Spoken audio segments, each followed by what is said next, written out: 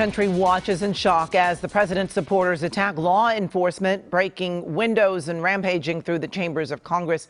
Now at noon, the deadly assault on our nation's democracy. Welcome to KCAL 9 News at noon and streaming on CBS in Los Angeles. I'm Amy Johnson.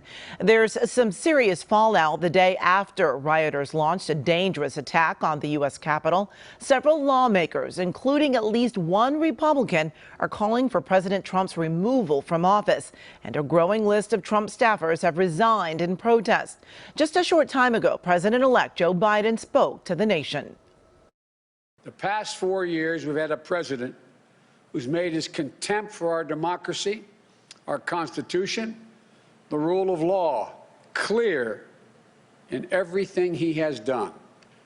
He unleashed an all-out assault on our institutions of our democracy from the outset.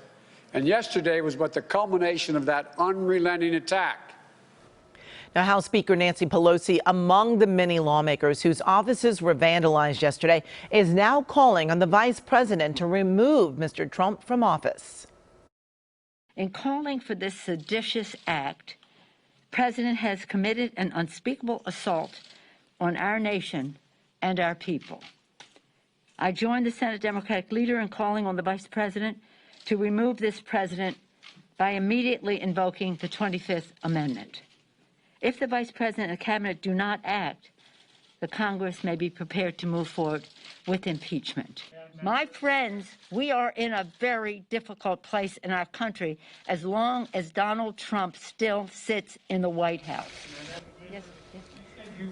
The shocking insurrection at the U.S. Capitol has left the nation reeling. President Donald Trump released a statement early this morning agreeing to an orderly transfer of power. This as the search begins for those who took part in the attack.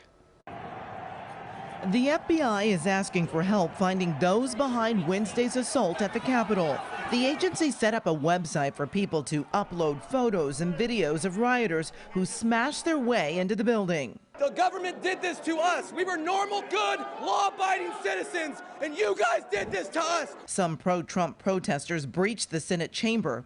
One sat at a desk inside Speaker Nancy Pelosi's office, leaving a note saying, "We will not back down." They don't get to steal it from us. Police fired at a woman who tried to climb through a window. She later died. Congress was in the process of confirming President-elect Joe Biden's Electoral College win at the time of the riot. Lawmakers took cover anywhere they could. Shots are being fired inside the Capitol chamber. New York Congressman Tom Suozzi captured the chaos on his cell phone. I started to leave the chamber and started to hear pop, pop, pop. In a statement, President Trump said there will be an orderly transition on January 20th, but Washington's mayor has extended a public emergency order through Inauguration Day because of concerns of more violence. And nearly 3 hours after his supporters stormed the Capitol, President Trump finally released a video telling them to go home, but also appeared to justify their actions, saying these things happen. Twitter locked the president's account for 12 hours and is threatening to permanently ban him. Facebook has extended its ban on Trump's use of his account through inauguration, saying the risk of his post is just too great.